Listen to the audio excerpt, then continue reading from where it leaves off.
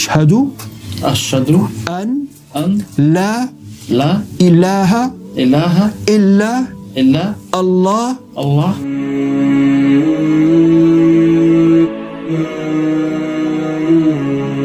एक ईसाई पनाहगीर मुसाफिर से लेकर एक मुसलमान करोड़पति बनने की कहानी, from Christian refugee traveller to Muslim millionaire. ये कहानी है एल्फी बेस्ट जूनियर की, और वाकई में ये दिलचस्पी से भरी हुई है।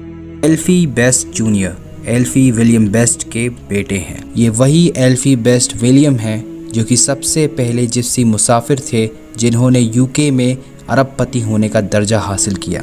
एल्फी विलियम बेस्ट एक गरीब रोमैनिकल परिवार में पैदा हुए। वो कैरावान में रहते थे और सिर्फ 12 साल की उम्र तक स्कूल गए। जब वो 16 साल के हुए तो उन्होंने कार और वैन को खरीदना बेचना शुरू कर दी, लेकिन इनका पहला कारोबार बंद हो गया। फिर उन्होंने अपनी किस्मत मोबाइल शॉप के कारोबार में लगाई और बहुत जल्दी उनके पास खुद की 13 दुकानें हो गई। इसके बाद उन्होंने इसे भी बेच दिया और जल्द ही प्रॉपर्टी इन्वेस्टिंग में चले गए। लेकिन वो अब अपनी मोबाइल शॉप इंडस्ट्री की कामयाबी के लिए जाने जाते हैं, लेकिन ये मीडिया की सुर्खियों में हमेशा रहते हैं अपने कारोबारी लेन देन और अपनी आलीशान ज़िंदगी के कारण। लंबी तारीख से जिप्सी मुसाफिरों ने बहुत गुर्बत और गरीबी की ज़िंदगी देखी है, जिनके साथ ज़ाती और बेरहमी का सलूक हुआ।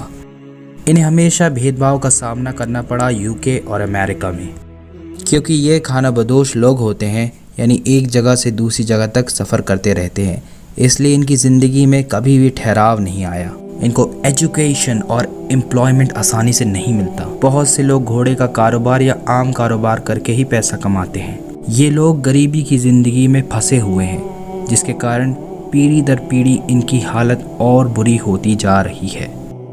लेकिन एल्फी विलियम बेस्ट उन जिप्सियों में से है जिन्होंने मेहनत कर कर अपने परिवार वालों को इस गरीबी के फंदे से निकाला। लेकिन आज की वीडियो एल्फी विलियम बेस्ट के बारे में नहीं, बल्कि उनके बेटे एल्फी बेस्ट जूनियर के बारे में है, जिनके उनके अब्बा की तरह काफ़ी कारोबार हैं और अब ये करोड़पति भी कहलाने लग गए हैं। और इन्होंने अभी अभी शहादा लिया है और इस्लाम में दाखिल हुए हैं। अल्हम्दुलिल्लाह, रिवर्ट स्टोरी बहुत मुतासिर करती हैं और हमारे ईमान को भी बढ़ाती है, और एल्फी की भी यही कहानी है। एल्फी जूनियर ने अभी अभी बताया है कि किस चीज़ ने उन्हें इस्लाम की तरफ माइल किया। वो ये भी मानते हैं कि शायद वो सबसे पहले जिप्सी मुसाफिर हैं जिन्होंने इस्लाम कबूल किया है। एल्फी कहते हैं कि उनका सर बहुत स्ट्रेस में होता है, क्योंकि एक बिजनेसमैन होते हुए उन्हें बहुत काम करना पड़ता है। अब जो कि उनके दिमाग में बहुत कुछ चलता रहता है, इसलिए हमेशा वो कुछ ढूंढते रहते हैं जो उनका स्ट्रेस दूर करके उन्हें सुकून पहुंचाए। एक बार वो अपने दोस्तों के साथ अपने बाबा की हेलीकॉप्टर में थे। तब उनके एक दोस्त को मस्जिद जाना था अपनी माँ को लेकर, जो शहादा लेने वाली थी। एल्फी ने कहा कि वो भी उनके साथ चलेंगे, क्योंकि वो मजहब को लेकर शुरुआत से ही उत्सुक रहते थे। वह बताते हैं कि जैसे ही वे मस्जिद में दाखिल हुए उन्हें सुकून मिल गया, और आगे बताते हैं कि आखिरकार उन्होंने वो ढूंढ लिया जो वो चाहते थे। वो आगे बताते हैं कि जिस्म का हर एक हिस्सा थम सा गया था। उनको आज तक ऐसी सुकूनियत कहीं भी नहीं मिली थी। मस्जिद का माहौल, अजान की आवाज़ ने उनके दिल में एक रूहानी सुकूनियत पहुंचा दी थी। इसने उनके दिल में एक ख्वाहिश को पैदा कर दिया, जो कि और कुछ नहीं बल्कि इस्लाम की खोजबीन थी। वो और जानना चाहते थे, इसलिए उन्होंने इमाम के पास जाकर कुरान की पेशकश की। एल्फी बहुत पढ़े लिखे नहीं है, लेकिन उन्होंने कुरान को पढ़ने और समझने की बहुत कोशिश की, और वो कहते कि अगर जो हिस्सा उन्हें समझ में नहीं आता था वो उसे बार बार पढ़ते थे। कुरान ने एल्फी से बोला और उनके दिल को छू लिया, जिसमें ज़िंदगी की बेहतरीन गाइडेंस है, अखलाकों से भरी हुई है, और ये सब चीज़ों ने एल्फी की खूब मदद की। वो विश्वास रखते हैं कि कुरान अल्लाह का कलाम है जिसे कोई फेर नहीं सकता। वो कहते हैं कि कैसे मुसलमानों को निशाना बनाकर दहशतगर्द बुलाया जाता है, जो कि गलत है। कुरान जब खुद कहता है कि एक मासूम की ज़िंदगी लेना गलत है, तो कोई सच्चा मुसलमान टेररिस्ट कैसे हो सकता है।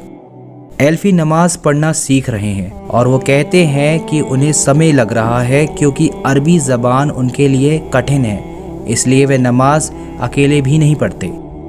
लेकिन वो रोज़ाना जुमे के दिन मस्जिद जाते हैं और अपनी पूरी कोशिश करते हैं कि उनकी नमाज कज़ा ना हो।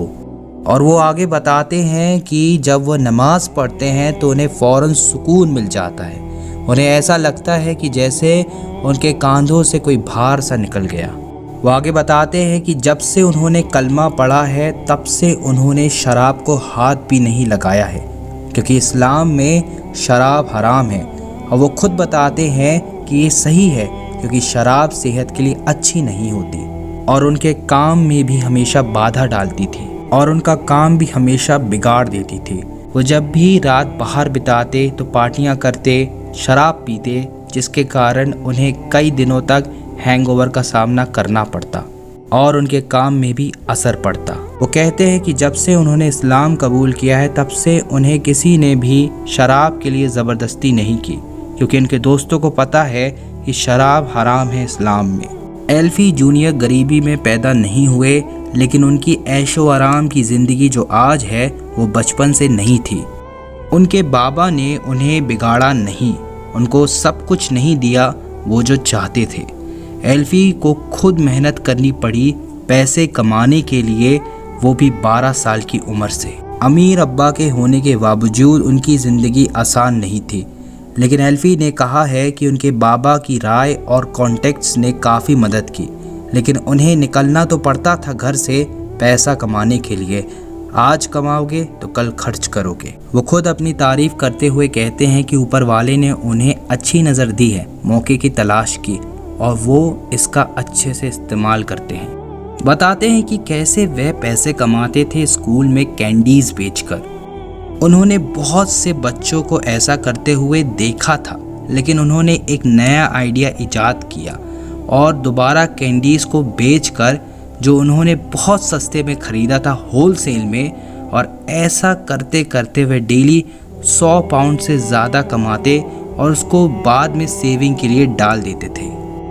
अपने अब्बा की तरह ही उन्होंने 12 साल की उम्र में स्कूल छोड़ दिया और एक वैन खरीदी, एक ड्राइवर रखा और इंडस्ट्रियल सामान बेचने निकल पड़े रेस्टोरेंट्स में। उनके बाबा ने उनको सपोर्ट किया एडवाइस से, कॉन्टेक्ट से।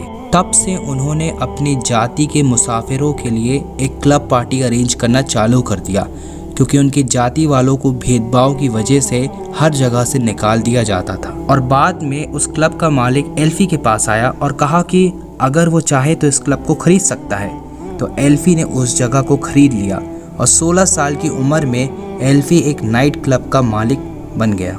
वो बिजनेस बहुत ही मुश्किल था, लेकिन एल्फी ने बताया कि उस बिजनेस ने मुझे बहुत कुछ सिखाया। आजकल एल्फी वेस्ट वॉच का बिजनेस कर रहे हैं।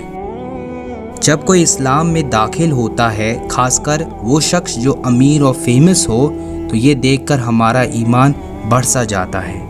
अगर कोई शख्स जिसके पास मनी, पावर, फेम सब कुछ हो, इसके बावजूद उसे इस्लाम में सुकून मिले, ये दिखाता है कि वाकई में इस्लाम एक सच्चा मज़हब है।